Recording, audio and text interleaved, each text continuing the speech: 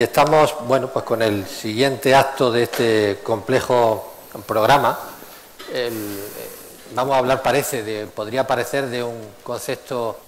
que tendría un encaje diferente. Había alguna persona que me ha preguntado esta mañana, ¿y cómo es? ¿Qué tiene que ver esto? Bueno, pues yo no voy a hacer ningún esfuerzo especial para intentar unir justicia y discapacidad. No voy a intentar hacer malabarismo literario. Sobre todo porque la base está en la propia persona con discapacidad, en la persona con discapacidad como el ciudadano de pleno derecho. Y por tanto, en tanto que ciudadano de pleno derecho, tan interesado por el resto de las cuestiones que afectan a la sociedad como cualquier otro ciudadano, tan parte de la estructura, de los fundamentos de la sociedad como cualquier otro ciudadano. Y de ahí que algunas de las estructuras fundamentales de un Estado social y democrático de derecho, como nuestra Constitución proclama que es nuestro país, supone lógicamente una de las estructuras fundamentales, es obviamente la propia justicia. Y de ahí que efectivamente, con las personas con discapacidad, no es que tengan una voz específica dentro de eso, tienen la misma que cualquier otro ciudadano. En ese contexto, pues yo un poco como umbral, no es que venga a hablar de mi libro, pero que entiendo que no debe despreciarse la oportunidad de poner esto en el lugar que corresponde y efectivamente situarlo, y creo que tiene mucho que ver incluso con este acontecimiento, con esta feria de la participación, situarlo en el paraguas que supone la Convención Internacional de Derechos de las Personas con Discapacidad, en cuanto que la misma articula, empieza diciendo en su preámbulo que invirtiendo los términos, subvirtiendo por tanto prácticamente lo que ha venido siendo la realidad, no se trata de hablar de que la persona con discapacidad tiene un derecho a participar en la sociedad, sino de que la sociedad tiene derecho a beneficiarse de la participación de las personas con discapacidad. Bueno, para eso efectivamente hablamos de justicia, hablamos ya no hablamos de términos distintos, ya no hablamos de beneficencia, ya no hablamos de servicios sociales, ya no hablamos de asistencia, hablamos de justicia. Y obviamente la persona con discapacidad tiene el mismo papel, ni más ni menos que otro, igual que tiene la capacidad jurídica igual, del artículo 12 de la Convención, pues también tiene el resto de los derechos de cualquier otro ciudadano. Y para eso yo creo que contamos hoy con un interlocutor de lujo, no por nada, sino porque, aparte lógicamente sus méritos, que no los voy a disminuir en absoluto, sino porque la justicia se nos mete todos los días, para los que no son profesionales del derecho, se nos mete habitualmente en la casa a través de la pantalla del televisor. Las salas de vista, las actuaciones penales, indican, aunque gracias a Dios no tiene que pasar por la experiencia de un procedimiento judicial, bueno, que la institución funciona, que la institución está ahí y que está como elemento sustancial también de garantía de los derechos de los ciudadanos. Y como decía en ese aspecto, pues tenemos un interlocutor de lujo, pero que efectivamente esta feria supone también una muestra de que el movimiento en favor de las personas con discapacidad intelectual está donde tiene que estar, donde están las personas, donde están los ciudadanos. No trata de mirarse el ombligo, de ver sus propios problemas, de reivindicar exclusivamente necesidades pacatas, inmediatas, sino de situarse en el contexto social. Y como digo, ya me estaba extendiendo demasiado, pues eso, contamos con don Pablo Rafael Gutiérrez, licenciado en Derecho por la Universidad de Comillas, doctor en Derecho Penal, que ha hecho toda su trayectoria profesional fundamentalmente en el ámbito del derecho penal, en los juzgados de instrucción, por lo que nos ha indicado fundamentalmente en el ámbito de Madrid, consultor internacional del Consejo General del Poder Judicial, ponente en numerosas jornadas y congresos y autor también de varias publicaciones, todas ellas del ámbito del derecho penal, algunas de ellas de derecho penal inmediato. Me ha interesado especialmente la del juicio de falta por aquello que supone de experiencia inmediata también de los ciudadanos con la justicia. En algunas de las mesas de esta mañana en las que se reflexionaba se retomaban cuestiones de valores fundamentales, se hablaba de ética y se hablaba de moral y de una sociedad nueva en la que se está planteando este nivel de participación de los ciudadanos. Yo acabaría con una cita en ese sentido también clásica del libro de los Proverbios, ¿no?, que establece que la justicia exalta a una nación, pero el pecado es la vergüenza de los pueblos.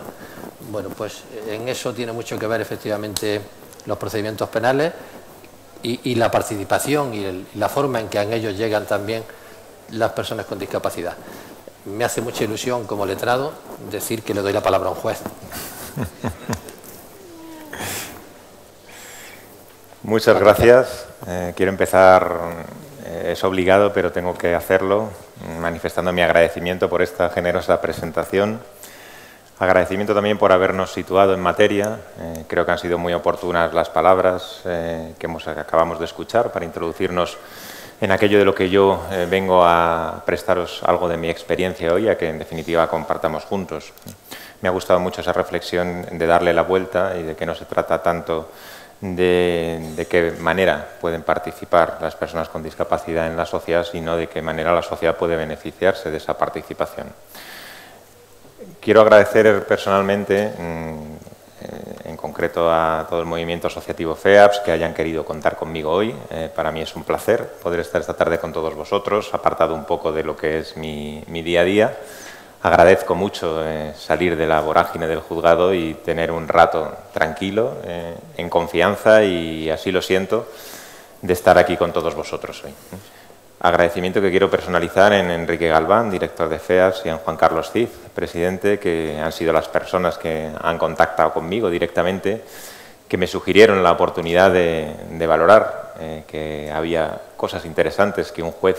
quizá podía decir aquí hoy o tratar hoy. Y bueno, pues finalmente me convencieron, así lo he creído y aquí me tenéis. Quiero también, antes de meternos en materia, excusar a mi compañero Fernando Grande Marlasca. Es la persona en quien inicialmente Enrique me había sugerido que sería muy oportuno que hubiera podido estar aquí con vosotros. Sabéis que él preside la Sala de lo Penal de la Audiencia Nacional, donde yo actualmente también trabajo. Es una persona, un trabajador incansable y una persona muy comprometida con diversas causas sociales. Por muchas de ellas tiene relevancia pública y notoria y no me voy a detener en ello, pero me consta su conciencia y su preocupación por el ámbito de la discapacidad y de los problemas que día a día en el ámbito de la justicia muchas veces sufren o hacemos que sufran las personas con discapacidad. Os traigo una disculpa personal de él, porque me consta que le hubiera gustado estar aquí hoy. Obligaciones fundamentalmente familiares le han impedido. Tenía lío familiar este fin de semana y prefirió o no tuvo más remedio que excusar su presencia. Él tiene la culpa también de que le haya tomado yo el relevo y esté aquí. Bien, dicho lo cual, os diré que me siento un poco extraño por una circunstancia muy tonta, que es la que me acaba de ocurrir ahí fuera, que es que me hayan puesto esto que tengo aquí colgado, cosa que no había llevado nunca. Siempre que he venido a hablar o he tenido ocasión de dar alguna charla o ponencia en otros ámbitos, he tenido un micrófono delante, con lo cual me siento un poco extraño en la forma de dirigirme. Que si quizá notáis algo de extrañeza en mi rostro, en mis gestos, pueda ser debido a eso. Agradecería poder hacerlo sin este micrófono y en una charla más natural con todos vosotros, pero entiendo que tiene que ser así. Y desde el principio os he considerado como personas y un auditorio de confianza, y por eso me vais a permitir esa confianza en el trato, que agradecería que también la tuvierais conmigo y que sirva para que, no obstante tener estructurada pues unas líneas de los temas que yo creo que es bueno que tratemos, bien durante mi charla o bien al final de la misma, si queréis pues interrumpirme o que abramos un pequeño espacio de diálogo o de comunicación,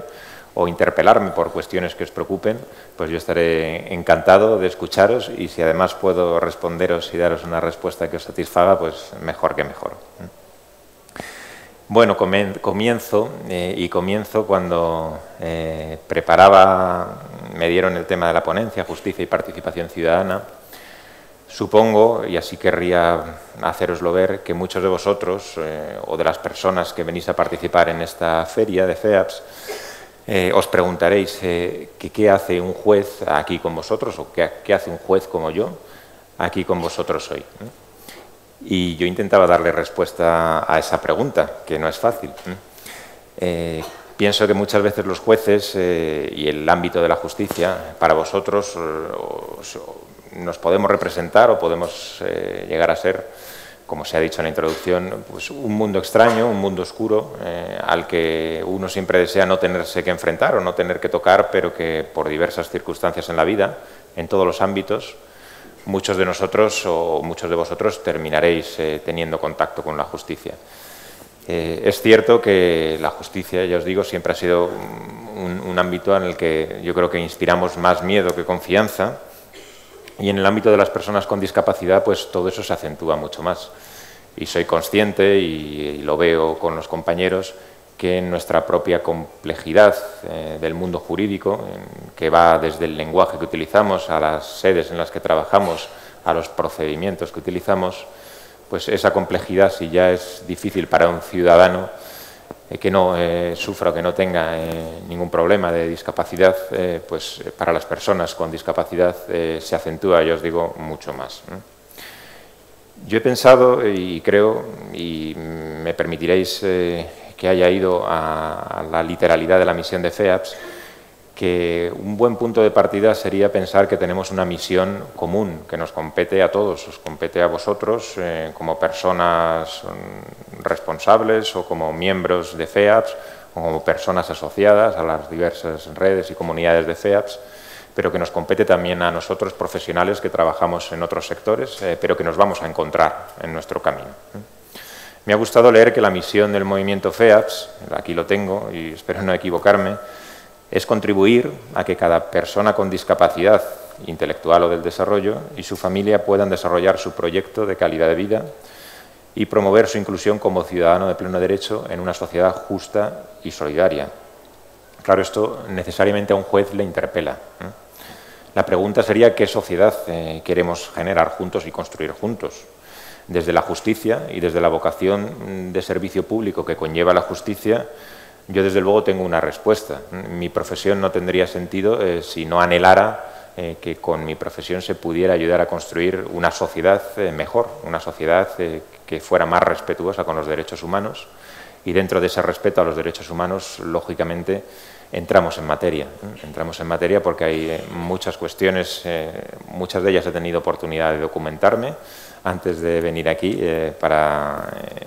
quizá en materias más técnicas, actualizar mis conocimientos, pero hay muchas de ellas que salen sin necesidad de que uno se documente, sin necesidad de que uno acuda a grandes tratados o convenios internacionales, sino que están en el día a día de nuestro trabajo. Por eso yo creo que hay un motivo de agradecimiento también por mi parte de que consideréis que es bueno que se escuche aquí la voz de un juez y que un juez pueda escucharos a vosotros. Para mí es bueno, en primer lugar, que se alce la voz y que alcéis la voz y os hagáis oír.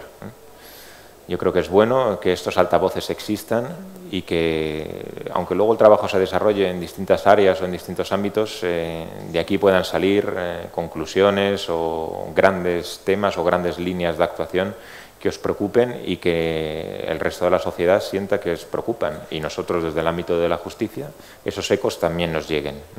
Pero creo que este foro también es bueno y es motivo de agradecimiento, y es lo que os proponía, para que entre todos podamos debatir y buscar soluciones, a ver de qué manera podemos contribuir a lo que decíamos, a esa construcción de una sociedad más justa, más solidaria y más respetuosa con los derechos humanos. A mí me gustaría no teorizar demasiado y comenzar hablándoos un poco de mi experiencia en el ámbito judicial, de por qué uno decide hacerse juez, y a partir de ahí ilustraros o daros un poco de conocimiento de qué manera me he podido encontrar yo con situaciones que me han creado esa tensión que al menos yo creo que como juez vivimos día a día en nuestro trabajo, que es esa tensión de encontrar situaciones de injusticia en las que yo descubro que como profesional, como juez, tengo algo que aportar. Bien, no os voy a hablar de las motivaciones ya quizá más personales, estrictamente íntimas, que llevan a una vocación determinada. La de juez es una profesión muy vocacional, no os lo voy a negar, y en esto sí que comparto, yo creo que no es una cuestión ya subjetiva mía, sino que comparto quizá el sentir de toda la población judicial. Sí que en mí, y eso ya sí es personal, está el anhelo porque mi trabajo revierta no solo en aplicar e interpretar una ley, sino que con la aplicación y la interpretación de esa determinada ley se pueda avanzar poquito a poco en la construcción de un mundo poco a poco más justo, ¿no? Creo que ahí los jueces sí tenemos mucha labor que hacer, no somos meros aplicadores de normativa. Creo que en los ámbitos en los que nos movemos, en el ámbito del procedimiento civil, donde tendré oportunidad de tratar las cuestiones principales que a mí me preocupan, en el ámbito del procedimiento penal, que como se decía es quizá donde yo más he ejercido y más me he desenvuelto hasta ahora,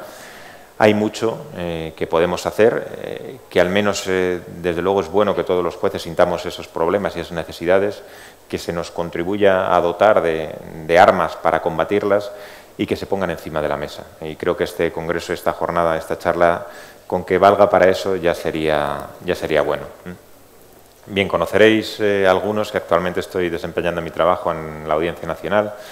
en el ámbito penal y con temas penales muy concretos que en muchas ocasiones me hacen pues, no tocar o no lidiar con pues, los grandes temas que desde la red de juristas de FEAPS o desde el movimiento asociativo se están trabajando tanto para reformas legislativas que tienen que terminar de llegar como para solventar los problemas más cotidianos que las personas con discapacidad a los que se pueden enfrentar cuando van a un juzgado, ¿no? Pero bien, yo antes de estar aquí he tenido que desempeñar mi trabajo en otros juzgados más normales, entre comillas. He estado en distintos destinos en Madrid, en Navalcarnero, en Collado Villalba, actualmente en Móstoles, donde tengo mi plaza. También he estado en Bilbao, en muchas ocasiones juzgados de naturaleza mixta, civil y penal, donde nosotros los jueces hablamos de que está un poco la trinchera y donde se viven y uno tiene que, según aprueba la oposición y casi sin especializarse, pues pasar a conocer una multitud de temas de diferentes áreas. Y es ahí donde, desde los primeros destinos, todos encontramos pues, las primeras experiencias de celebrar juicios de incapacidad o procedimientos de incapacidad, de tener que dar respuesta a resoluciones o a situaciones que conllevan un procedimiento de un internamiento involuntario. Y es donde, al menos yo, empiezo a detectar desde mis primeros meses o años en la profesión que hay situaciones claramente mejorables y que en la práctica pues, se suceden con una continuidad sin que muchas veces nos paremos y nos cuestionemos si lo que estamos haciendo en nuestro trabajo es acorde con la manera en la que nos gustaría manejar los valores de nuestra profesión y sobre todo dar una aplicación justa a una situación que se nos plantea. Y ya os digo que esas situaciones luego se han repetido con el tiempo, por lo cual, aunque penséis que no está en mi ocupación actual, si os digo que está en el bagaje que uno, como juez con ya una serie de años de experiencia, en mi caso son actualmente ya 12 o 13, pues ha podido encontrarse y que desde luego quedaron en un lugar almacenadas que ahora he tenido en muchas ocasiones oportunidad de rescatar y de replantearme y de actualizarme y ver cómo esos problemas que yo detecté o que muchos detectamos hace años y nos planteamos de qué manera se podían solucionar mejor, siguen estando encima de la mesa, con lo cual yo creo que eso no es bueno, eso implica que los deberes no los estamos haciendo bien y en muchas ocasiones, como veremos, no será por falta de que el legislador ponga los medios o la comunidad internacional ponga los medios y España como país pues contraiga determinadas obligaciones en el ámbito internacional a través de la suscripción de convenios que en su letra son profundamente respetuosos con toda la problemática que puede presentar las personas con discapacidad en cuanto al reconocimiento de su capacidad jurídica o en cuanto a su acceso al mundo justicia, pero que finalmente, si esos problemas siguen existiendo a día de hoy, significa que el legislador nacional no ha hecho los deberes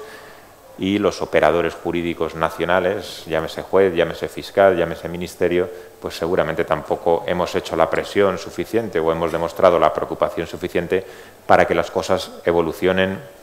y cambien. Bien, creo que un buen punto de partida, y entrando ya en materia, y así lo he encontrado y la verdad que me gustó y ahora entenderéis por qué. Decía que un buen punto de partida es el manifiesto que creo que el año pasado en Cádiz, con ocasión del aniversario, del 200 aniversario de la Constitución de la PEPA, celebrasteis y firmasteis un manifiesto para la plena ciudadanía de las personas con discapacidad intelectual o del desarrollo. La verdad que al encontrarlo y al leerlo, personalmente me he sentido muy interpelado por el mismo. No había tenido ocasión de leerlo o de que lo pudiera conocer anteriormente, pero ese manifiesto para un jurista, para un profesional de la justicia, cuando lo lee, si no se siente interpelado, es que no corre sangre por sus venas, por decirlo de alguna manera. Creo que es muy bueno que pongáis a través de este manifiesto el acento vosotros en cuáles son los déficits o las fallas de nuestra sociedad, de nuestro sistema, que os deis a vosotros mismos esa voz para decir dónde está el problema y de qué manera se puede atajar. Yo, desde luego, ya os digo, como juez, aparte de que nos interpeláis directamente con nombre y apellido, pero me he sentido muy interpelado. Así, por ejemplo, cuando decís una serie de cosas, a mí me ha venido la reflexión y me he ido a experiencias previas mías y me gustaría dedicarle un poco de tiempo a compartirlas con vosotros. Decís, por ejemplo, que otras personas deciden por nosotros sin tenernos en cuenta. Y automáticamente mi pensamiento es, bueno, ¿qué no hago yo sino decidir por otras personas como juez? Decidir por otras personas y, ojo, y en tono de mea culpa, muchas veces sin escuchar o sin preocuparme, sin que mi primera preocupación sea escuchar a la persona más directamente afectada por la decisión que a mí se me somete y que yo voy a tener que tomar. Porque muchas veces los procedimientos o los problemas se nos plantean por terceras personas que con la intención que fuera pretenden que la ley dé una solución a un problema concreto, pero que no es la persona directamente afectada la que nos transmite su opinión, la que nos hace llegar su voluntad, o al menos nosotros no establecemos los cauces necesarios para ello. Y entonces me he preguntado si realmente os tenemos o se tienen en cuenta a las personas con discapacidad que tienen la necesidad concreta de acudir al mundo judicial, o bien simplemente la no necesidad de acudir y están acudiendo por ellos. Eso me ha hecho cuestionar y me ha hecho recordar experiencias pasadas, en concreto una. Recuerdo como cuando, después de estar unos años en Bilbao, en la jurisdicción penal, por motivos familiares, volví a tener un destino en la Comunidad de Madrid, en los juzgados de Collado Villalba, en la Sierra Madrileña. Por la geografía que me tocaba dentro del partido judicial, pues el partido judicial estaba lleno de residencias, residencias muchas de ámbito privado y otras de ámbito público, donde personas de tercera edad terminaban ingresadas por las familias, pero en muchas ocasiones a los juzgados se nos sometía por los directores o responsables de esas residencias o de hospitales que estaban radicados en todo el partido judicial, pues la necesidad de acudir a un procedimiento de internamiento involuntario del artículo 763 de la Ley de Enjuiciamiento Civil para legalizar situaciones que se nos exponían y que desde luego llamaban la atención. Eran problemas que, como nos pasa muchas veces a los jueces, nosotros conocemos por un escrito, igual no más allá de 2 folios, y que muchas veces, y también en tono aquí en mea culpa, nos cuesta poner un rostro detrás de esas 2 hojas que nos llegan por un fax al juzgado, ¿no? Pero bien, os digo que era muy frecuente la petición por parte de responsables de centros que tenían ingresadas a personas que se nos decía que no podían decidir por ellos mismos, y se nos pedía al ámbito judicial, con poder judicial en ese partido, la legalización de esa situación, porque ni había un familiar cercano que otorgara el consentimiento para que esa persona estuviera allí ingresada, ni, según se nos decía, la persona en cuestión estaba en condiciones de poder otorgar su consentimiento válido y eficaz, ¿no? Entonces, yo me encontré con una situación, y esto también os lo quiero poner de manifiesto, y lo conoceréis mucho, seguramente os lo puedan confirmar desde la red de juristas de FEAPS. Muchas veces en el ámbito judicial, y eso genera inseguridad jurídica, no es tanto lo que esté regulado en una ley, sino la manera de hacerse las cosas en un determinado lugar. Y estoy seguro que muchas veces en Madrid hacemos las cosas distintas de en Valladolid, que en Granada, que en el País Vasco o que en Barcelona.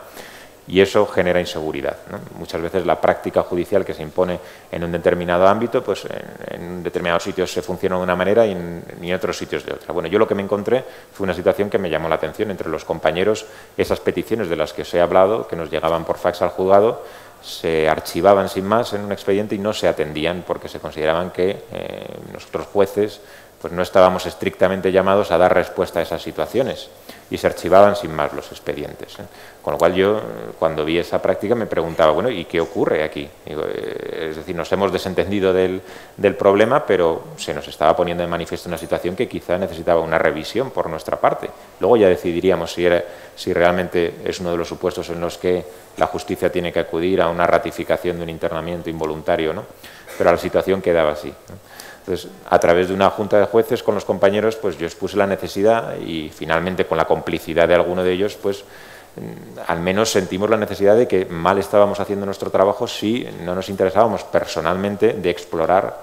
como decimos en el ámbito judicial, de comunicarnos, de ir a ver a la persona afectada por esa decisión, por esa situación que no dejaba de ser, y a mí era lo que más me llamaba la atención, una privación de libertad pura y dura, ¿no? Se nos estaba dando la noticia a nosotros jueces de que una persona estaba privada de libertad y podía estarlo en contra de su voluntad. Con lo cual, si como juez no atendía esa situación, para mí la libertad es un principio, un valor sagrado, pues mal estaba haciendo mi trabajo, ¿no? Es un mero ejemplo, pero circunstancias como esas, un montón, ¿eh? Que esas circunstancias tendrían que tener sus propios mecanismos de corrección y para eso está muchas veces en nuestro trabajo bien los abogados, bien el Ministerio Fiscal, que cuando hay una actuación judicial que no da una respuesta válida, impugne esa resolución y una instancia superior obligue a hacer nuestro trabajo. Pero os quiero decir que de la distinta manera que nos llegan las situaciones conflictivas y muchas de ellas sin una pauta o sin un control determinado, sin haberse establecido un protocolo previo de comunicación o de instrumentalizarlo a través de juristas o de la Fiscalía, pues los jueces fallamos en nuestra respuesta en muchas ocasiones y si no tenemos esa conciencia de decir no podemos tomar decisiones por otros sin al menos escuchar o dar oportunidad de expresarse a la persona que puede estar detrás de nuestra decisión, pues yo creo que no hacemos bien nuestro trabajo. Bien, sigo con el manifiesto porque decíais muchas cosas más. Decíais que sentimos que no nos tratan con respeto y que nos discriminan. Y no puedo estar más de acuerdo. Cuando uno compara los compromisos internacionales que está suscribiendo España por estar en el club de los países que respetan los derechos humanos y los derechos fundamentales, lo compara, lo digo, con nuestra legislación, que no podemos excusarnos en que es obsoleta de hace el siglo pasado. Mucha de nuestra legislación es muy reciente, ¿eh? La Ley de Enjuiciamiento Civil regula los procedimientos civiles desde el año 2000. Pues cuando lo comparamos con otra legislación veo que no hacemos la tarea que nos corresponde y que esa falta de respeto y esa discriminación está en nuestros procedimientos, está en nuestras leyes. Y mientras suscribimos convenios internacionales que nos obligan a adaptar nuestro procedimiento, a cambiar nuestra legislación, a acabar con un modelo que ha sido superado claramente en el ámbito internacional y que no debería continuar aplicándose en la práctica diaria, pues eso no ocurre. Y olvidamos, y ya volveré sobre ello, que para nosotros como juristas, en el momento en que nuestro país suscribe un convenio internacional, ese convenio internacional es directamente aplicable y ese convenio internacional tendría que aplicarse por encima de la legislación nacional a la que cómodamente muchas veces nos seguimos sujetando, ¿no? Es otra cosa que no hacemos, ¿no? Decíais también que muchos de nosotros estamos incapacitados, por eso no nos dejan votar. Más tarde me gustaría incidir brevemente en este tema, pero que lo creo de gran actualidad, ¿eh? Creo que ha habido una labor muy buena por parte de la red de juristas de FEAPS en coordinación con otras instituciones, pero lo que a uno le llama la atención es que hasta hace bien poco la Fiscalía o el Consejo General del Poder Judicial no haya tomado cartas en el asunto, cuando este tema, y lo conoceréis mejor que yo, muchos de vosotros, se ha prolongado a lo largo de años, años y años.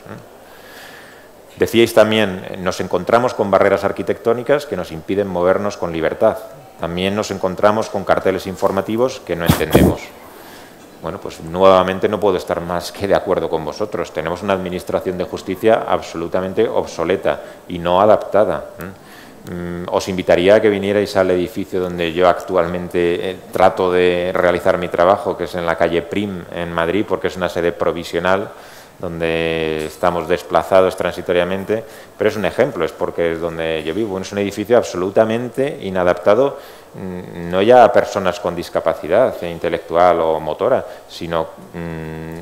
prácticamente para un trabajador que tenga que respetar unas mínimas normas de higiene en el trabajo, con lo cual, ¿cómo vamos a plantearnos si no damos respuesta a situaciones de las personas con discapacidad desde su mismo acceso físico al espacio judicial, donde van a tener que venir a intervenir en el procedimiento? Si eso ya falla, todo lo demás necesariamente tiene que salir mal, ¿no? Y eso ocurre, os he puesto el ejemplo del lugar donde trabajo actualmente, pero mi sensación es que ocurre muy a menudo y de una manera generalizada. Decíais también que durante años nos preparamos muy bien en centros ocupacionales, pero luego no tenemos oportunidades de conseguir trabajo. Y también yo creo que hay que preguntarse qué papel juega la justicia en este ámbito, y en el ámbito específicamente de la jurisdicción laboral o social. ¿Se está dando una protección real y reforzada, como creo que debería ser, a las situaciones de injusticia vividas en el ámbito laboral que afecten a personas con discapacidad? Pues abro también el interrogante. Decís también, tampoco tenemos muchas oportunidades de aprender porque no tenemos la ayuda que necesitamos en la educación. Y al hablar de educación también me habéis interpelado porque yo creo que los jueces, desde nuestras resoluciones, tenemos también una labor o una misión pedagógica. Creo que con nuestras resoluciones podemos poner o dar a conocer a la sociedad tanto aspectos muy bonitos de nuestro trabajo que pueden revertir en vosotros, porque creo que hay experiencias, y muchos tendréis o habréis tenido ocasiones de vivirlas, en las que las cosas extrañamente salen bien y la colaboración judicial o el esfuerzo de la administración judicial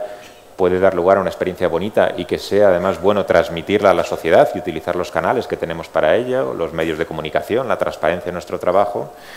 como también a la hora de solventar las ocasiones en las que no hagamos esa labor pedagógica o esa labor de transparencia desde la justicia. Y decíais, por último, muchos de nosotros no podemos tener una pareja, formar una familia, otras personas nos niegan la sexualidad, nos impiden participar en la comunidad como el resto de ciudadanos y ciudadanas. Pues bueno, esto nos lleva directamente a todo el ámbito de las decisiones que nos corresponden a los jueces, en el ámbito de la jurisdicción civil, que luego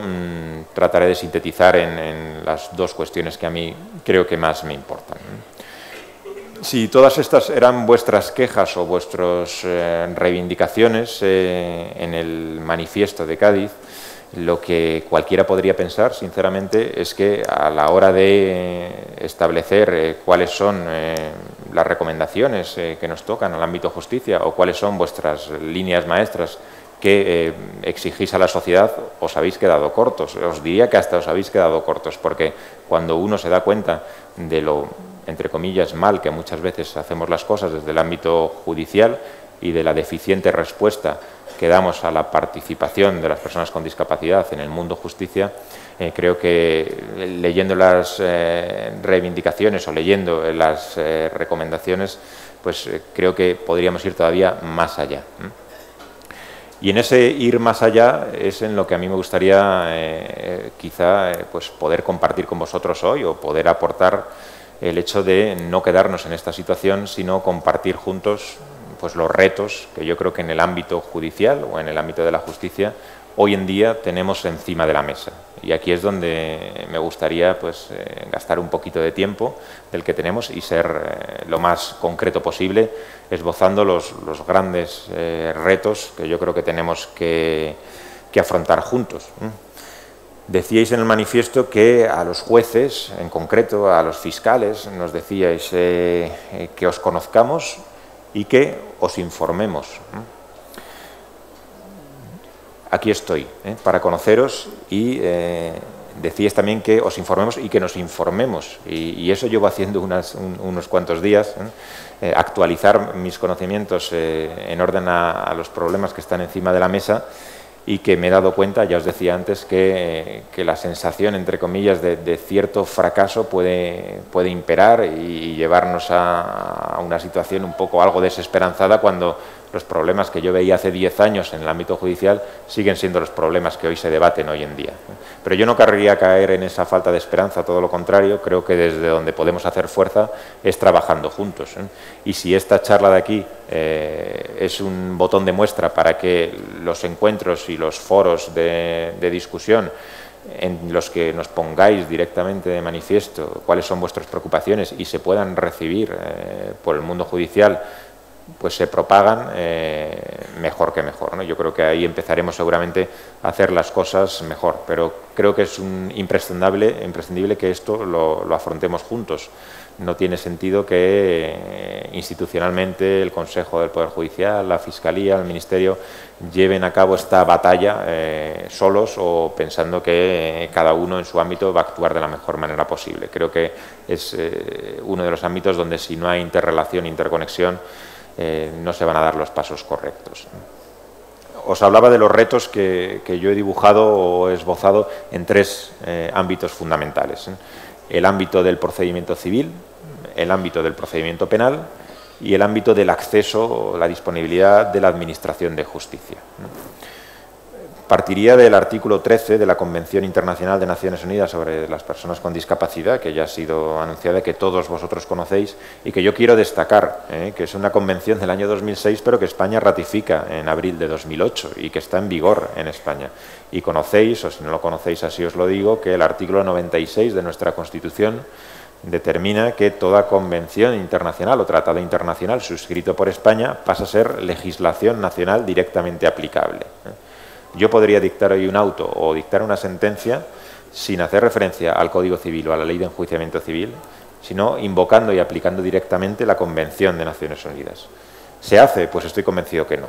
Estoy convencido que no y como ocurre en muchos ámbitos de la aplicación de la justicia internacional, no nos terminamos de creer los juristas que esto lo podemos hacer. Y a mi juicio lo podemos hacer y podemos salvar las contradicciones que hoy en día, sin necesidad de esperar a que el legislador dé el paso y haga estas cosas tan tediosas en la justicia como que primero promulgo una ley como la que hay promulgada del año 2010 en la que digo que en un año deberá dictarse otra ley que sea la que finalmente adapte el convenio y luego vendrá un reglamento que sea el que aplique el convenio, con lo cual, ¿qué ha ocurrido? Que la convención es del año 2006, estamos en el año 2013 y todavía no tenemos nada, ¿no? O estamos todavía discutiendo de qué manera vamos a hacer protocolos para adaptar nuestra legislación a los convenios internacionales. Aquí sí quiero poner el acento porque es una materia más que tenemos que ser conscientes los juristas y creo que si esta conciencia se compartiera más y se hiciera más fuerza en ella,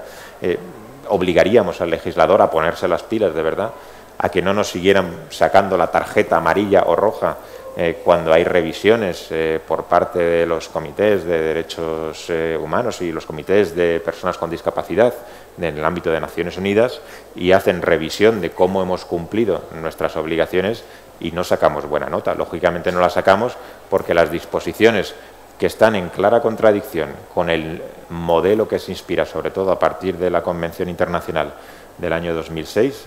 de derechos de las personas con discapacidad, pues claramente entran en colisión. Uno se lee la convención y luego automáticamente va a ver de qué manera siguen regulados nuestros procedimientos y las cosas no salen. No salen porque son en ocasiones manifiestamente contradictorias. Bien, os decía que el artículo 13 de la Convención, no lo voy a leer, pero lo conocéis, es el que regula el acceso a la justicia y creo que tiene todos los elementos y es un buen punto de partida para ver qué obligaciones asumen los Estados cuando firman esta convención y para ver dónde podemos o dónde pueden estar los problemas principales a los que nos enfrentemos desde el ámbito de la justicia, ¿no? Se habla, por un lado, de la necesidad de contar en igualdad de condiciones con las personas con discapacidad para que accedan al ámbito de la justicia, bien en su doble condición, bien en la condición de víctima o denunciante de una determinada situación, estoy hablando ahora del ámbito penal, o bien en su condición de autor o responsable de una determinada actuación que va a pasar por el ámbito de la justicia penal desde el otro lado, desde el lado del imputado o del acusado o inculpado, ¿no? Y creo que también hay un ámbito donde tenemos que trabajar, y ahora lo mencionaré, que es en el de protección necesaria a las víctimas y especialmente a las víctimas con discapacidad o a las personas con discapacidad que sean víctimas de actuaciones violentas donde podemos hacer mucho. Bien, os decía que los tres ámbitos donde brevemente voy a exponer las que creo que a mi juicio son los principales retos a los que estamos llamados. El primero de ellos es el ámbito del proceso civil. Como sabéis, las cuestiones civiles atañen fundamentalmente a la capacidad jurídica, la capacidad de obrar de una persona, y cuando tenemos procedimientos que lo que vienen a hacer es a constreñir o a limitar esa capacidad de obrar del ciudadano, pues debemos extremar todos los sentidos y comprobar si esos procedimientos se ajustan a la legalidad internacional y al respeto al derecho de las personas con discapacidad. Es fundamental, y todos lo conocéis, y estoy seguro que habrá salido ya aquí, porque en el ámbito judicial quizás la cuestión que más interés tenga ahora, de qué manera adaptamos el artículo 12 de la Convención, en cuanto que supone realmente un cambio, creo que bastante radical, de la filosofía y del modelo en el que se ha inspirado nuestra legislación y nuestro sistema judicial hasta ahora. Fundamentalmente porque el artículo 12 nos está diciendo que España, como Estado parte, debe reconocer que las personas con discapacidad tienen capacidad jurídica en igualdad de condiciones con las demás en todos los aspectos de la vida. Y esto lo dice ya nuestro ordenamiento jurídico. Creo que hay que hacerse eco de los trabajos que desde el ámbito de la red de juristas de FEAPS, desde las diversas comisiones o subcomisiones creadas en la Comisión de Legislación del Real Patronato sobre Discapacidad, llevan ya trabajando en estos asuntos desde antiguo, desde el año 2007, y los frutos que se han dado, a mi juicio, he tenido ocasión de leerlos estos días, me parecen muy interesantes, en la medida que estamos hablando de transformar un procedimiento, se dice, basado en la identificación de la incapacidad y en la sustitución de la voluntad de una persona, que es lo que teníamos y lo que seguimos teniendo, por un nuevo sistema que parta de la previa existencia incuestionada de la capacidad, como dice el artículo 12, la potencie y utilice el elemento del apoyo de una forma dinámica y trabajar en esa vía. Estas propuestas han conducido ya a textos programáticos que han sido puestos en conocimiento del Ministerio de Justicia como ámbito donde el legislador debe actuar para cambiar las leyes y que suponen cambios tanto en el Código Civil como en la Ley de Enjuiciamiento Civil para que este nuevo modelo tenga una plasmación en los procedimientos que vemos en los juzgados. Pero, como os decía, si no hacemos los deberes, pues nos siguen tirando de las orejas. Y también he tenido oportunidad de comprobar las observaciones del Comité de Derechos de Personas con Discapacidad de la ONU, que son recientes y que establecen que si bien España ha dictado una ley del año 2011, la Ley 26/2011, que da un plazo de un año para consensuar nuestra legislación al famoso artículo 12, bueno, pues como no hemos hecho los deberes y eso no se ha cumplido,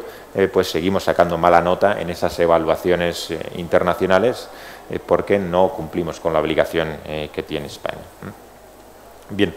antes apunté también el problema concreto de la incapacidad, de los procedimientos de incapacidad y del derecho al sufragio o al voto. También es consecuencia directa de la propia Convención de Naciones Unidas. Sabéis que en la Convención los artículos 5 y 29 de la misma obligan, o en todo caso obligan al Estado a que con toda persona, con independencia de su deficiencia o de la discapacidad que pueda tener, su condición jurídica tiene que primar y, por lo tanto, en principio, salvo que concurra una causa suficientemente justificada, no tiene que verse privada de derechos de participación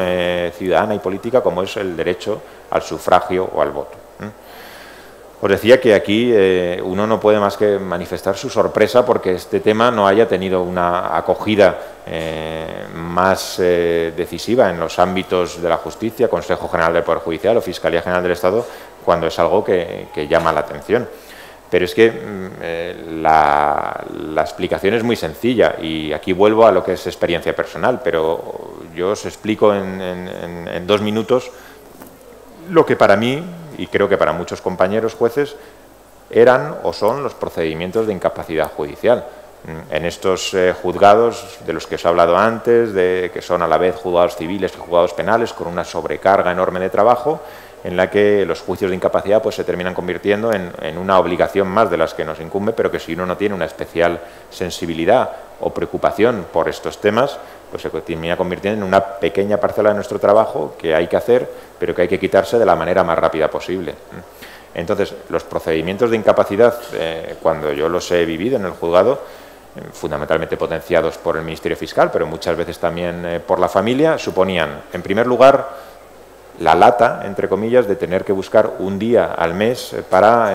acudir con el médico forense a un montón de residencias, hospitales de todo el partido judicial para ir a visitar y a reconocer a las personas sobre las que se nos proponía decidir sobre el procedimiento de incapacidad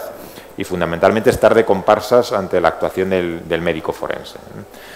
En una segunda instancia suponía celebrar un juicio que lo que venían a ser los juicios de incapacidad, y lo conoceréis quienes hayáis tenido ocasión de verlo, es una mañana en la que en el juzgado X convocan 15 o 20 vistas de incapacidad, dándole 5 minutos a cada juicio. Pero esto es literal, 5 minutos, no duran más, porque la carga judicial del trabajo X, la excusa que nos queramos poner, muchas veces no son excusas, y es verdad que la carga del trabajo nos impide hacer nuestro trabajo como deberíamos o con la decencia o dignidad que debería darse a cada asunto,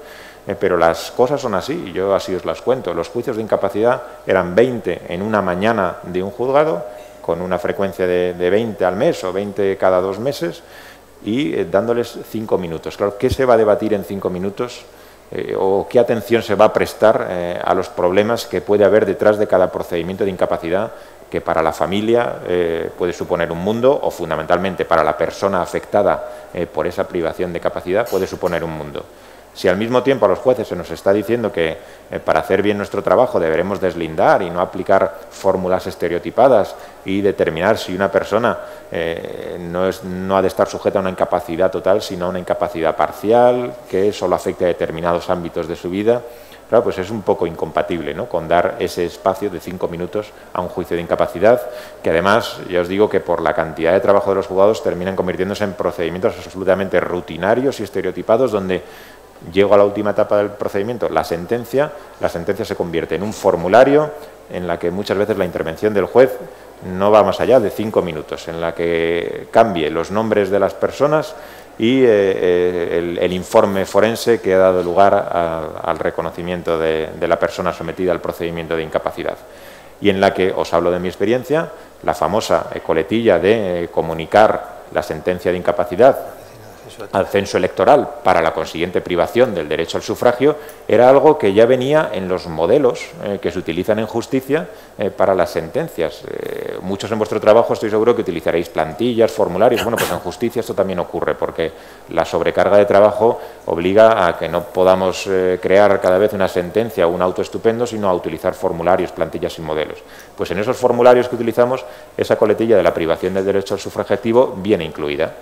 No me digáis por qué, pero viene incluida. Y no me digáis por qué, pero muchos jueces, y yo aquí también esto lo he hecho y con el tiempo he reconocido la mala práctica y la mala forma de realizar mi trabajo, pues no nos cuestionábamos esa coletilla final y así quedaban las sentencias. ¿Qué tenemos? Que cuando preguntamos datos, pues al parecer hay hasta 80.000 personas en España que tienen privación del derecho al sufragio activo, sin una evaluación mínima en su procedimiento de incapacidad de si era necesario llegar hasta ahí o no. Entonces creo que esto pues está en revisión. Lógicamente la Convención nos obliga a revisar nuestra normativa, el artículo 3 de la Ley Orgánica de Régimen Electoral General, que es el que obliga al juez a revisar en los procedimientos de incapacidad el sufragio, la necesidad de privar el derecho a sufragio, no directamente. La tendencia internacional es a que desaparezca en aplicación de la Convención. Y, en principio, ir en la línea de la instrucción que en el año 2010, la instrucción 3-2010 de la Fiscalía General del Estado, de conservación del derecho al sufragio activo en los procedimientos de incapacidad. Pero, ojo, es que hasta el año 2010 no teníamos nada. La Fiscalía no había dictado ninguna instrucción, ninguna circular que yo conozca hasta el año 2010, que es como quien dice ayer. Por eso creo que me han gustado mucho determinadas iniciativas que he leído de la red de juristas que hablan de que las familias, cuando insten de motu propio el procedimiento de incapacidad, pues que salven expresamente en esa solicitud el derecho al voto, el derecho al sufragio, y que también se pueda acudir a un procedimiento de revisión de las sentencias de incapacidad, que hay un artículo de la Ley de Enjuiciamiento Civil que permite la revisión de los procedimientos de incapacidad, aunque solo fuere para recuperar la posibilidad del derecho al sufragio activo. Bien, veo que ya por hora nos estamos acercando al final. Solo apuntaros, en el proceso penal, ya dejando al margen el proceso civil, os decía que para mi juicio hay 2 ámbitos donde tenemos la obligación y el reto de proponernos cómo mejorar. En primer lugar, en el ámbito de la víctima. Cuando una persona con discapacidad es víctima de un delito, de una acción violenta, creo que tanto la legislación debe dar una respuesta prioritaria, como nosotros, como sistema judicial, debemos atender a esa situación también con mayor eficacia. Nuevamente acudo a convenios o a directivas internacionales. La propia Convención Internacional de la ONU lo establece, la Directiva 2012-29 de la Unión Europea, del Parlamento Europeo y del Consejo de 25 de octubre de 2012 establece unas normas mínimas sobre los derechos, el apoyo y la protección a las víctimas de delito. Son normas mínimas y que son de pura coherencia y pura lógica, pero que no se aplican. Y vuelvo nuevamente a la contradicción entre lo que establecen los grandes foros internacionales y lo que hacemos en el día a día. Cosas tan sencillas como que el lenguaje, la comunicación, cuando una persona con discapacidad ha sido víctima de un delito, sea comprensible. Que huyamos de estas fórmulas estereotipadas o formularios de los juzgados en cuanto a la primera comunicación que una víctima tiene con el juzgado, que es la recepción de una notificación en su casa en la que le llaman a declarar como testigo o denunciante de la agresión sufrida. Es que ese mero formulario ya cuesta entenderlo, sin sufrir, sin padecer ninguna discapacidad, ningún problema de discapacidad mental. Con lo cual, imaginemos a una persona con discapacidad si no se lo estamos dando todavía más difícil. Creo que se puede reformular el lenguaje, que hay fórmulas, porque las vemos en el derecho comparado, para hacerlo más comprensible, para que el acceso al edificio judicial y al juzgado y a la declaración delante de un juez sea mucho más comprensible. Creo que debemos evitar perjuicios innecesarios. Tenemos los mecanismos para ello, pero muchas veces no tenemos bien el tiempo o bien la preocupación añadida que exige nuestra labor judicial. Hay una cosa tan sencilla como que a mí me lo ponen muchas veces de manifiesto, que me dicen, es un horror ser testigo o víctima de un delito, porque esa famosa victimización secundaria de la que muchas veces somos protagonistas las instituciones se produce continuamente. Es absurdo en el mundo que tenemos hoy que alguien tenga que ir a contar su experiencia traumática, más si es una persona con discapacidad, hasta 3 y 4 veces a un juzgado, cuando con una sola ocasión en la que utilicemos los medios técnicos y su declaración pueda ser grabada y estén presentes todas las partes, el Ministerio Fiscal y el juez, no haría falta volver a citar a esa persona ni siquiera para el juicio. Es decir, la podríamos oír en una primera fase de instrucción, que se practicara su declaración como prueba anticipada, que es una modalidad que permite la ley, grabar ese acto y que se reprodujera en el juicio. Y a la persona no la molestaríamos más y no la obligaríamos a reproducir su experiencia traumática, que en el ámbito de las personas con discapacidad, pues lógicamente puede producir un daño mucho mayor si esa experiencia se la obligamos por nuestros formalismos a repetir 2, 3, 4 veces, que es tremendo. El otro ámbito en el que creo que es importante focalizar, y voy terminando ya, es cuando la persona con discapacidad pasa al otro lado, a la otra barrera de la justicia penal, que desgraciadamente nos lo encontramos con frecuencia, que es el del imputado, acusado y finalmente condenado por la comisión de una acción violenta. Ojo, no me confundáis, porque decía que nos lo encontramos con frecuencia y no querría caer en la tentación y en el discurso fácil que muchas veces uno oye por ahí, de decir las personas con discapacidad o con un problema de enfermedad mental delinquen más que las personas que no lo tienen. No, eso es una falacia y hay datos que demuestran que ni mucho menos es así.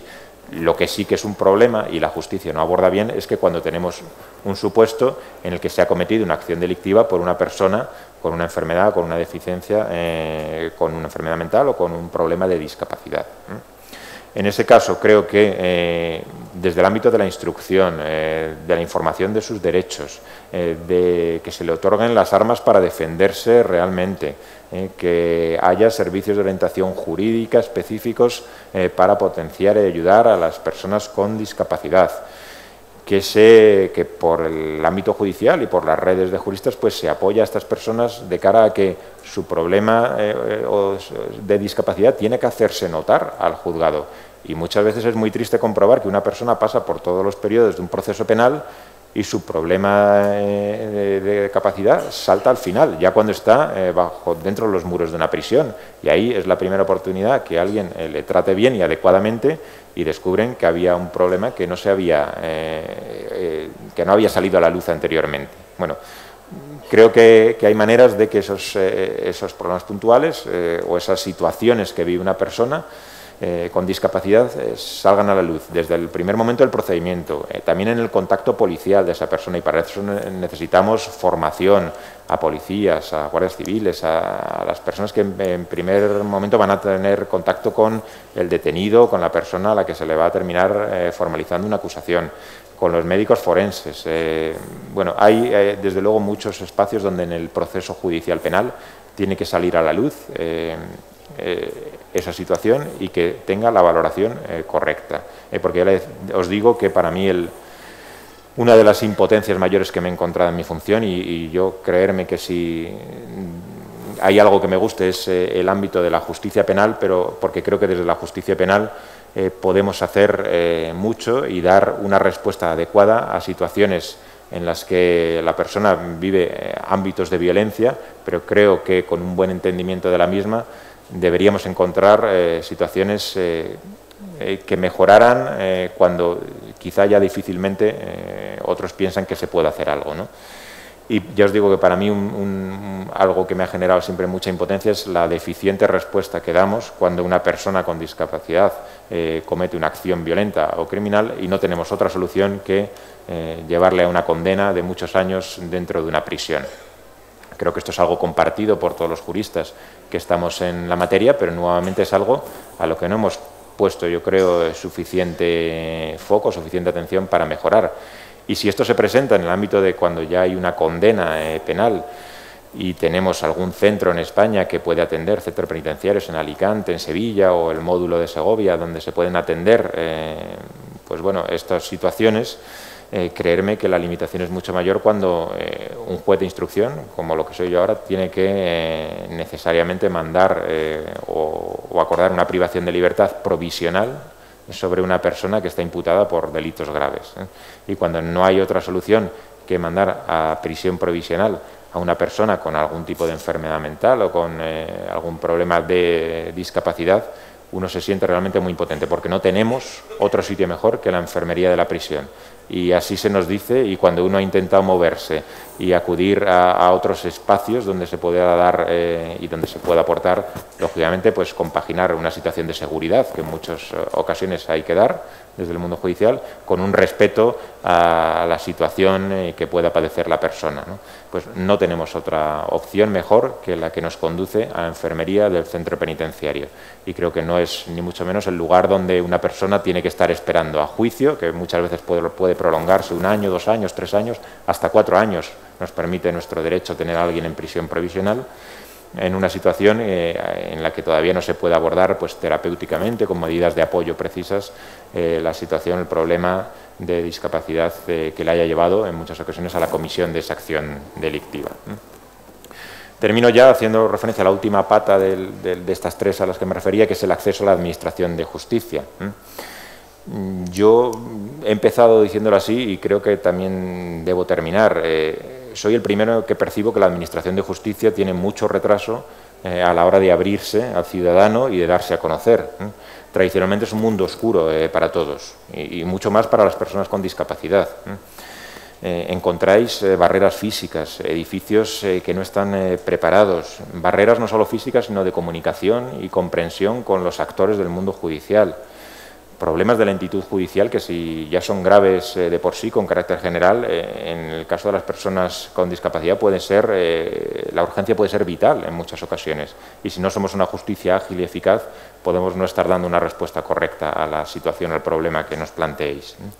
Y barreras estructurales y, finalmente, barreras de falta de coordinación entre las instituciones que tienen que trabajar en estos ámbitos. Ya os decía que no deja de llamar la atención que haya propuestas o protocolos o ámbitos que, cuando le vemos la fecha, en data de 1, 2, 3 años para atrás, y que no hemos sido capaces de esas fechas que fueran anteriores y que se hayan traducido en cambios legislativos o en cambios de procedimientos que aplicamos.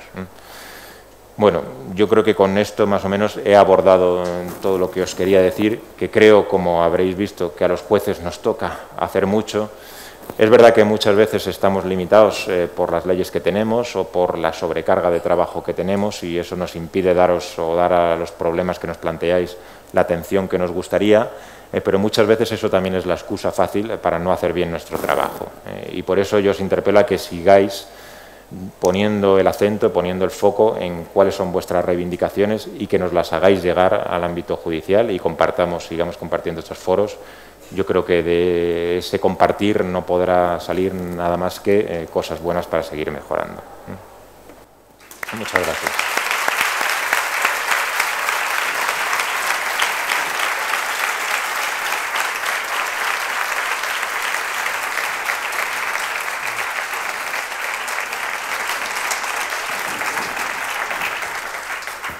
Muchas gracias. Gracias, Pablo. Creo que lo hemos ganado para nuestra causa.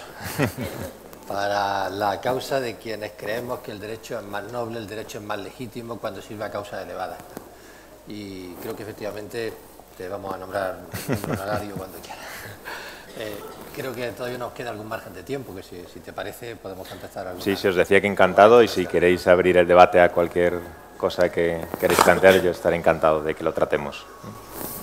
Por aquí Milagro empezaba y después en la segunda fila. ¿Tenéis el micrófono?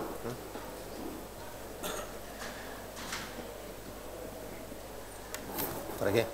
Pasa el micrófono aquí. Ah, bueno, ya lo tienes,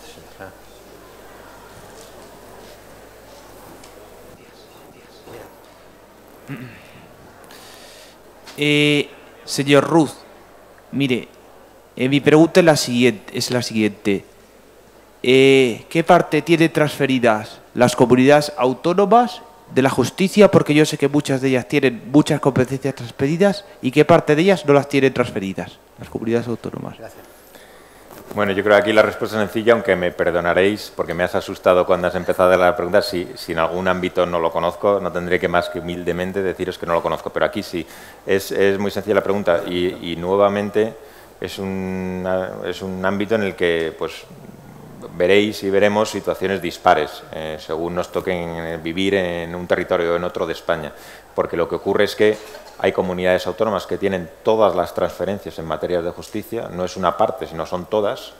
como ocurre en varias del territorio, pero hay otras comunidades autónomas que no han ejercido esa facultad de que se le transfieran las competencias. Entonces, las competencias en el ámbito de justicia siguen dependiendo del Ministerio. Yo no sé actualmente cuál es el mapa de la justicia. Creo que una gran mayoría de las comunidades autónomas tienen prácticamente todas transferidas las competencias en materia de justicia, pero sigue habiendo determinados territorios, lo que pasa que no sabría decirte y concretarte cuáles, que el ámbito de justicia sigue correspondiendo, la gestión de la Administración de Justicia sigue correspondiendo al Ministerio. Y en esas que corresponden al Ministerio, las comunidades autónomas pues no tienen nada que hacer porque no tienen la competencia otorgada, no hay una consejería de justicia de la comunidad autónoma. Entonces dependerá del territorio del que estemos hablando. ¿Quiere pasar aquí en la segunda fila?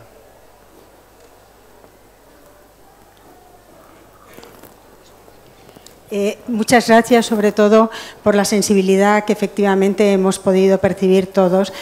con la delicadeza con la que tratan nuestros temas. Yo tengo un hijo de 54 años con multidiscapacidad, por lo tanto, esa sensibilidad la valoro y la valoro muchísimo. Tomando el ámbito que verdaderamente usted ha abordado de una manera muy directa y que nos afecta de una forma absolutamente continua y permanente, y entrando en el mundo de la incapacitación judicial o modificación de la capacidad, como es la terminología en la que estamos entrando ahora de acuerdo con la Convención,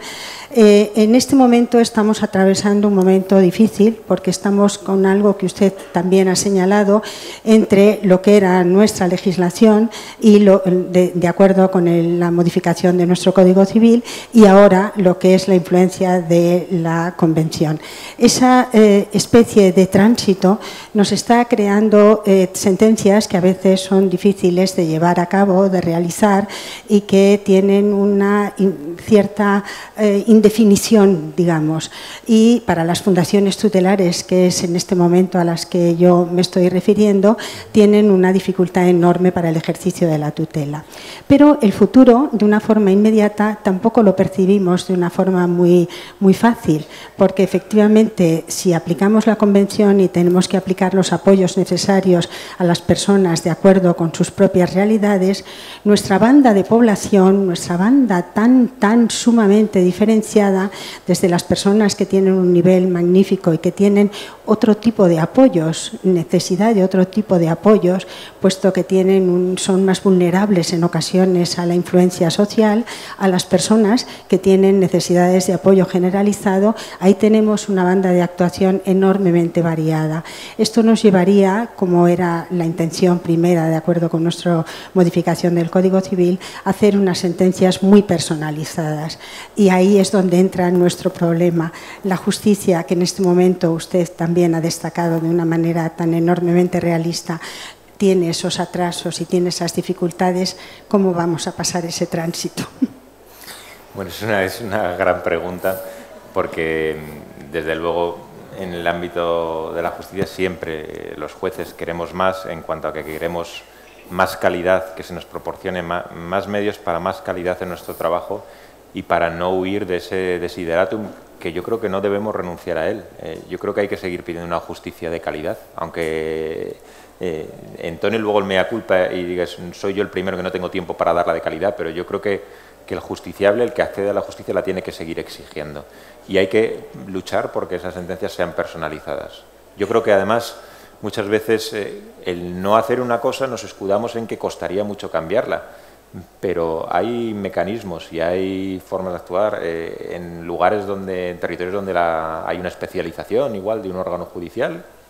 que lleve sobre determinadas materias. Yo creo que eso ayuda en determinados ámbitos y este podría ser uno de ellos, y seguramente lo comprobaréis donde ocurre y donde no ocurre eso. Esa especialización y el poner a profesionales que solo están con esos temas, lógicamente lleva a que hay un conocimiento privilegiado, haya mayor formación, algo de lo que no he hablado, pero también me hubiera gustado. La formación para nosotros es muy necesaria y yo así se lo pido y se lo transmito al Consejo del Poder Judicial. Todas estas cuestiones se tienen que poner en nuestra formación también. Y yo creo que no hay que huir de reclamar una justicia y una sentencia de calidad en cuanto a la personalización del problema o de la situación que se expone al juzgado, y que a uno no le den, lo que ha venido ocurriendo hasta ahora, una respuesta tipo. Si comparamos sentencias de una familia y de otra, podían ser las mismas borrando el nombre y cambiándolo, ¿no? Y eso es lo que no puede ser, además en materias tan importantes. Cuando eso pasa, hablaban antes del juicio de faltas, pues muchas veces hay juicios bagatela en los que es verdad que eso termina ocurriendo, pero bueno, la trascendencia no es tanto. Pero aquí estamos jugando con la capacidad de las personas, con lo cual yo creo que o nos concienciamos de que ese es un problema esencial y al que tenemos que dar una respuesta lo más individualizada posible, o no hacemos bien las cosas. Y yo creo que no debemos renunciar a pedirlo, que la realidad es la que es, que también hay que conocerla, que la posibilidad de que las cosas vayan mejor y se nos dote de más presupuesto a la justicia y eso se coordine mejor, y pues bueno, es difícil, y en el contexto actual también es difícil, pero es muy necesario que la voz siga pidiéndolo, porque como no lo pidamos, desde luego no lo van a poner, o no vamos a acceder a soluciones en ese sentido, con lo cual yo os animaría a seguir propugnándolo, tanto a nivel particular, cuando uno lleva su asunto al juzgado y tiene que exigir a través de la demanda que plantee o de la cuestión que plantee, una cuestión suficientemente expuesta para que el juzgado le dé esa respuesta de calidad, como a nivel global, estructural, para que pues, a través de esta fórmula de juzgados especializados o jurisdicciones especializadas se pueda pues, crear una práctica de sentencias o de resoluciones judiciales con las que uno esté más conforme cuando las lee, ¿no? Y hayan atendido mejor a la situación que hemos llevado al juzgado, ¿no? Por allí había alguna más. ¿Te suena? Sí. Y ahora sí. Bueno, agradecerle su intervención, porque es verdad que nos reconcilia con el mundo de la judicatura, y sobre todo también desde donde habla, ¿no? Desde esa motivación a ejercer su labor. Yo una de las cosas que quería comentar y seguir pidiendo, como usted decía, pues vamos a seguir pidiendo, ¿no? Porque es nuestra obligación seguir pidiendo. Tanto los procedimientos civiles, yo creo que está habiendo una evolución y que yo entiendo que la modificación de la capacidad y la convención será aplicable y bueno, llevaremos a todo un proceso donde prácticamente estos procedimientos desaparecerán. No habrá que ir a los juzgados para tratar estos temas porque estaremos ya en otro sitio, pero sí me preocupan mucho los procedimientos penales. La situación que nosotros vivimos desde Fundación Tuya ahora mismo es que una persona cuando tiene que defenderse como víctima o ser testigo, el hecho simplemente de ser persona con discapacidad pone en cuestión su testimonio. Y ahí no sabemos cómo defendernos. O sea, el hecho, simplemente, no hay una incapacitación judicial en muchas ocasiones, sino es simplemente el hecho de tener una discapacidad intelectual. Los operadores jurídicos nos preguntan, ¿pero dice la verdad? Comisaría, o sea, los policías nos preguntan, ¿pero no miente? No sé si a cualquier otro ciudadano le pasa lo mismo cuando va como víctima o como testigo en un procedimiento penal, ¿no? Entonces, yo creo que ¿cuáles podrían ser las medidas de defensa ante esa situación añadida que vive una persona con discapacidad intelectual ante un procedimiento penal? Con lo cual, además, me imagino que el desvalimiento es doble en ese sentido. Primero, porque ha habido quizá una situación que haya propiciado que el autor de la infracción se haya valido de esa situación de discapacidad y luego, además, se pone en tela de juicio el testimonio, ¿no? Bueno, yo creo que es una cuestión en la que seguramente, involuntariamente, igual hasta he caído yo o he protagonizado alguna situación, porque creo que muchas veces se viven por inercia esas situaciones y muchas veces por desconocimiento ponemos en tela de juicio pues testimonios que nos pueden venir, que lo primero, que ante la lógica suspicacia también es cierto que a los juzgados llegan muchas historias que se nos plantean que no van a nada, pero claro, no tendría que haber ningún motivo para poner en duda o en tela de juicio que el testimonio venga de una víctima que sufra además discapacidad, una discapacidad intelectual además. Ahí los juzgados acudimos también a algo donde yo he encontrado gente buena, que trabaja bien y que hace bien su trabajo, pero gente que no lo hace y que es decisivo para la decisión judicial, que es el ámbito de la sanidad forense, de la medicina forense. He encontrado médicos forenses estupendos, profesionales, como habrá buenos profesionales jueces y malos jueces, o buenos fiscales o malos fiscales. Al final es verdad que muchas veces depende de la persona que nos encontremos enfrente, ¿no? y de lo serio o digno que considere el buen ejercicio de su trabajo. Pero en estas cuestiones muchas veces se les hace pasar o hacemos pasar a las personas con discapacidad que vienen a los juzgados por el filtro del médico forense. Quizá ese filtro ya es algo que habría que cuestionarse. Pero una vez pasa, encontramos buenos profesionales de la medicina forense que nos hacen informes bien estructurados y que yo creo que de una manera, que están haciendo bien su trabajo, y también casos más de un trabajo más estereotipado, más desmotivador. Y para nosotros los jueces en esos asuntos pesa mucho la opinión forense, porque es a la que otorgamos o tenemos que otorgar en principio esa objetividad o esa imparcialidad. Con lo cual, pues muchas veces nos viene aconsejado esa duda o esa puesta en tela de juicio ese testimonio por parte del médico forense. Y quizá nosotros ni siquiera nos hemos preocupado en escuchar detenidamente a la persona, su testimonio. Igual ha ido a la policía, ha pasado por el forense y ni ha venido a declarar al juzgado y no le damos ni la oportunidad. Bueno, pues es desde luego para pensar en ello y quizá también para cuestionarnos si no hay necesariamente que adoptar esos filtros, entre comillas, y no hay que desconfiar del testimonio de una persona por el mero hecho de que tenga cualquier deficiencia mental, lógicamente con una buena información de sus derechos y con un buen ámbito en el que le dejemos expresarse, ¿no? Pero bueno, supongo que es otro foco donde no hacemos las cosas muy bien, ¿no? No me resisto a añadir en ese aspecto que la clave estaría, entiendo yo, en una aplicación correcta, exhaustiva, profunda del artículo 13 de la Convención a la formación. Hay que ir a la formación de los operadores jurídicos, de los jueces, de los fiscales, de los secretarios, de los forenses, de los letrados, que tantas veces desconocen la discapacidad y sus consecuencias. Pero en fin, no nos da tiempo a mucho más. Le agradecemos enormemente su aportación, su intervención. No quiero dejar de decir, pues, ha señalado un buen panorama de cuál es la situación de las personas con discapacidad ante la justicia en este momento. No le voy a pedir una valoración, porque obviamente tendría algo casi de valoración política, pero sí me gustaría exponer aquí que en este momento al movimiento asociativo a favor de las personas con discapacidad intelectual nos preocupa enormemente, precisamente por el cumplimiento de la misión que enunciaba al principio de su intervención, por el compromiso con cada persona y precisamente las personas que no están en nuestras instituciones, que acaban llegando al procedimiento penal, que acaban llegando a los juzgados y acaban con cumplimiento de penas privativas de libertad. La propuesta de reforma del Código Penal supone una limitación importante en la duración de las medidas de seguridad que nosotros leemos como una grave discriminación para las personas con discapacidad. Lo dejo ahí porque obviamente no le voy a pedir una valoración porque acaba de iniciar su procedimiento la tramitación parlamentaria. Muchísimas gracias. Yo querría un poco que con un aplauso de todos, de alguna manera le siguiéramos animando a que la sociedad necesita efectivamente una lucha continua y permanente por la justicia, por reconocer a las situaciones en las que la antijuricidad, la tipicidad identifica actuaciones que van en contra de valores comunes. Y por tanto en esa lucha está usted y en esa lucha queremos animarle a que siga. Muchísimas gracias. Muchas gracias.